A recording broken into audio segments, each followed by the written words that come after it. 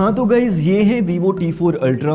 फिलहाल इस टाइम पर Vivo का ये एक ऐसा स्मार्टफोन है जिसको लेकर काफ़ी ज़्यादा लोग एक्साइटेड हैं और प्राइस को लेकर काफ़ी ज़्यादा कंफ्यूजन बनी हुई है। लोग सोशल मीडिया प्लेटफॉर्म पर Vivo को रिक्वेस्ट कर रहे हैं इस फ़ोन की प्राइस अंडर 30,000 होनी चाहिए, 30,000 से नीचे। लेकिन इंटरनल मीटिंग से जो चीज़ें पता चली हैं वो सुन के काफ़ी सारे लोग निराश हो सकते हैं। जी हाँ, अराउंड 35,000 रुपीज़ के प्राइस रेंज में इस फोन को लॉन्च करने की तैयारी की जा रही है। मुझे ये पता नहीं चल रहा है इस फोन की प्राइस क्यों इतनी ज्यादा रखने का वो सोच रहे हैं। नो डाउट आपने फोन अच्छा बनाया है, ये चीज हम मानते हैं, लेकिन ना ही इस फोन में 6500 mAh की बैटरी है, ना ही इस फोन में IP69 की रेटिंग है और UFS 3.1 का स्टोरेज का टाइप है, जिसे इंप्रूवमेंट करना चाहिए था। मेटल की फ्रेम नहीं है, तो फिर भाई साहब क्यों इतनी ज्यादा प्राइस।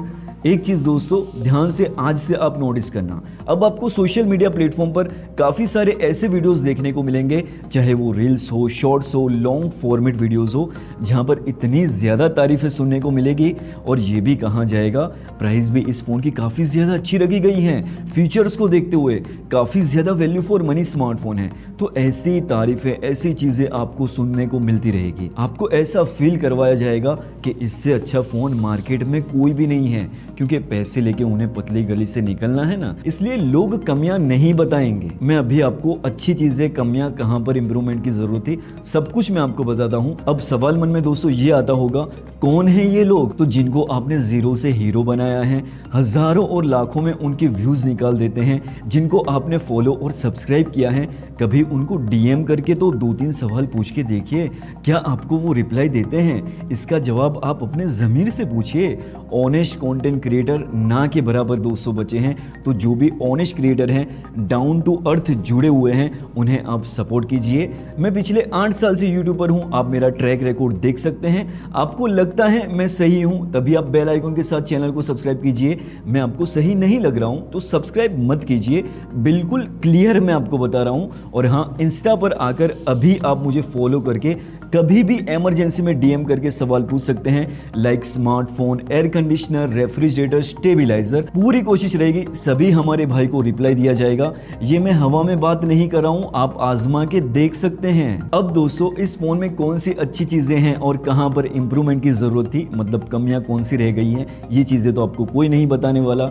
सारी चीजें ऑलरेडी मैंने प्रीवियस वीडियो में बताई थी, लेकिन काफी सारे हमारे दोस्तों पिछले काफी टाइम से रिक्वेस्ट कर रहे हैं कि आपके वीडियो की नोटिफिकेशन हमें नहीं मिल पा रही है। तो अगर आपको नोटिफिकेशन मिल गई थी और आपने वीडियो देख लिया है तो यहां से आप वीडियो को स्किप कर सकते हैं, जैसा आपको सही लगे वैसा आप कर सकते हैं। लेकिन जिनको नोटिफिकेशन नहीं मिली है वो लोग इस वीडियो को कंटिन्यू कर सकते हैं। सबसे पहले आप इस फोन का फर्स्ट लुक देख लीजिए। ये जो बैक पैनल आप देख रहे हो ना, वो ग्लास का है, सेंटर में प्लास्टिक की फ्रेम है, अराउंड 193 ग्राम इसका वेट है। अभी करंटली 2 कलर के साथ ये फोन देखने को मिलेगा। मैं आपको दोनों कलर दिखा रहा हूं, आप देख सकते हैं।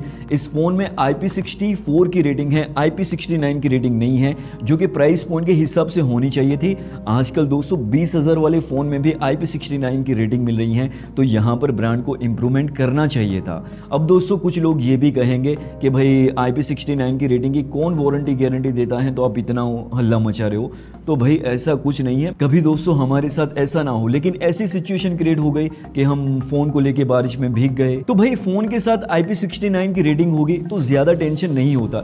एक सेटिस्फेक्शन रहता है कि भले मेरा फोन भीग गया है, लेकिन मेरे फोन के साथ एटलीस्ट IP69 की रेटिंग तो है ना। समझ रहे हो दोस्तों मैं क्या कहना चाहता हूं? तो इसलिए दोस्तों भले वो गारंटी वारंटी ना दे, लेकिन एटलीस्ट IP69 की रेटिंग हो तो हमें सेटिस्फेक्शन रहता है। मैं इसलिए आपको बता रहा हूं। फ्रंट साइड पर 6.61 इंच की 1.5 के क्वाड कर्व एमोलेड डिस्प्ले है, 120 हर्ट्ज रिफ्रेश रेट के साथ। अब काफी सारे लोग यहां पर निराश हो सकते हैं, क्योंकि क्वाड कर्व डिस्प्ले गिरने पर जल्दी से टूटने के चांसेस होते हैं और इसकी रिपेयर कॉस्ट भी ज्यादा होती है कंपेयर टू फ्लैट डिस्प्ले, इसलिए लोग अब कर्व डिस्प्ले को ज्यादा पसंद नहीं करते। आप में से हमारे काफी सारे दोस्त अच्छे से जानते होंगे, सैमसंग जैसी ब्रांड भी अब फ्लैट डिस्प्ले देने लगी है, और आईफोन वाले तो कर्व डिस्प्ले देते ही नहीं थे, क्योंकि उनको पता है कर्व डिस्प्ले की रिपेयर कॉस्ट ज्यादा होती है, जो हर यूजर अफोर्ड नहीं कर पाता, और इसका टेम्पर ग्लास भी मिलना काफी मुश्किल होता है। एक चीज दोस्तों मैं आपको बताऊं, मेजॉरिटी ऑफ द लोग ऐसे होते हैं, प्लीज बुरा मत मानना, मैं किसी ऐसे इंटेंशन से बात नहीं कर रहा हूं। 80,000 का वो फोन ले लेंगे, लेकिन 500 रुपए का कवर भी अब लेने में दिक्कत हो रही है, तो फिर वो कर्व डिस्प्ले की कॉस्ट कहां से निकाल पाएंगे? तो ये चीज़ दोस्तों मैंने देखी है, काफ़ी सारे लोगों में ये चीज़ होती है। मैं बुराई बिल्कुल भी नहीं कर रहा हूँ, बस कहने का मतलब यही है। इसलिए आजकल जो लोग मतलब समझ चुके हैं, जिनके साथ ये हादसा हो चुका है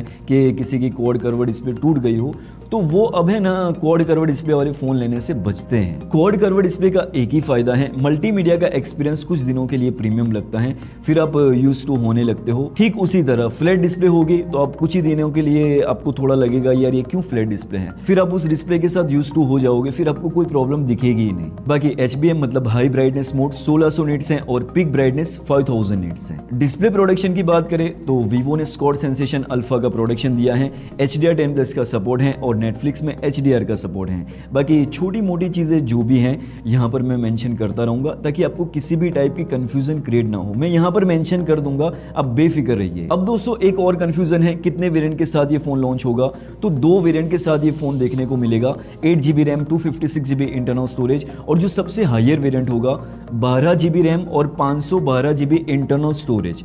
128GB स्टोरेज वाला वेरिएंट नहीं होगा।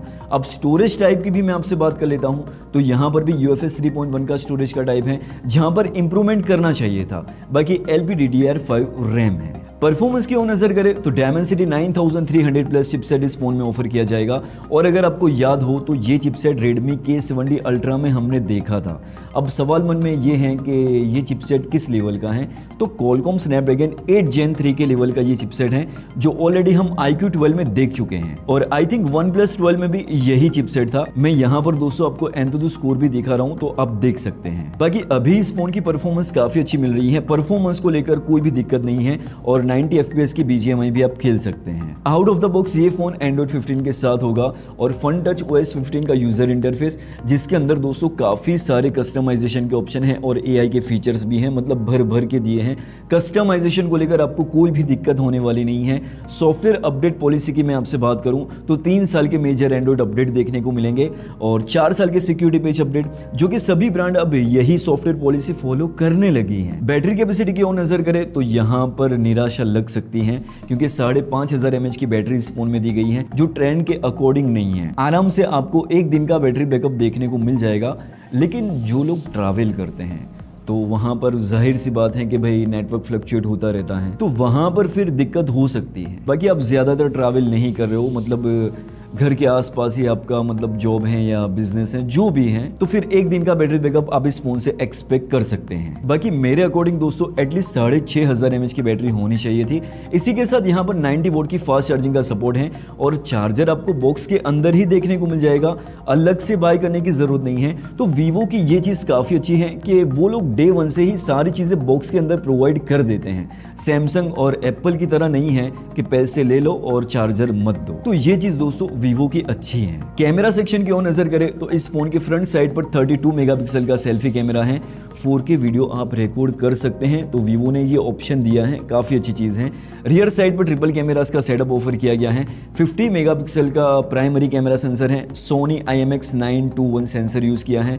8 मेगापिक्सल का अल्ट्रा वाइड एंगल लेंस है, जो कि 50 मेगापिक्सल का होना चाहिए था, और तीसरा सेंसर 50 मेगापिक्सल का पेरिस्कोप लेंस है, जो कि काफी ज्यादा इंपॉर्टेंट है, और आजकल लोग इसी लेंस की डिमांड कर रहे हैं। मैं आपको यहाँ पर कैमरा की जो भी डिटेल है मैं मेंशन कर देता हूँ, अगर आपको कुछ भी जानना है तो वीडियो को पॉज करके आप देख सकते हैं। अब दोस्तों सवाल मन में ये आता होगा कि भाई फोटो सैंपल कहाँ है, तो दोस्तों बिल्कुल भी फिक्र मत कीजिए, यहाँ पर मैं आपको फोटो सैंपल दूंगा तो क्वालिटी डिग्रेड हो जाएगी, इसलिए इंस्टा पर फॉलो करके DM कीजिए, वहाँ पर मैं आपको फोटो सैंपल शेयर कर दूंगा, आप आजमा के देख लीजिए, मैं फोटो सैंपल शेयर आपको कर दूंगा। बाकी इन डिस्प्ले फिंगरप्रिंट सेंसर और ड्यूअल स्पीकर इस फोन में है। इसी के साथ जो भी इंपॉर्टेंट 5G बैंड की जरूरत होती है वो सारे 5G बैंड का सपोर्ट है। कितने 5G बैंड है तो मैं यहाँ पर मेंशन कर देता हूँ, आप देख सकते हैं। इसी के साथ जो भी कनेक्टिविटी के ऑप्शन है सब कुछ मैं यहाँ पर मेंशन कर दे रहा हूँ, तो आप देख सकते हैं। अब ये फोन दोस्तों बेसिकली किस यूजर को टारगेट करता है, तो performance, 90 FPS BGMI, best camera for photography, multimedia, तो ये 3 चीज़ों को ये फ़ोन टारगेट करता है।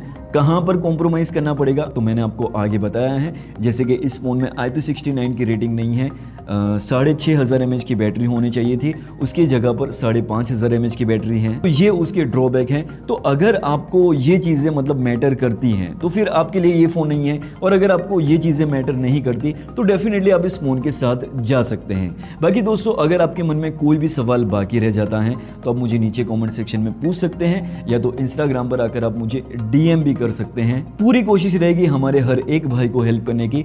मैं आपका इंतज़ार करता हूं दोस्तों नेक्स्ट वीडियो में। ख्याल रखिए अपना और अपने चाहने वालों का। Take care and be safe.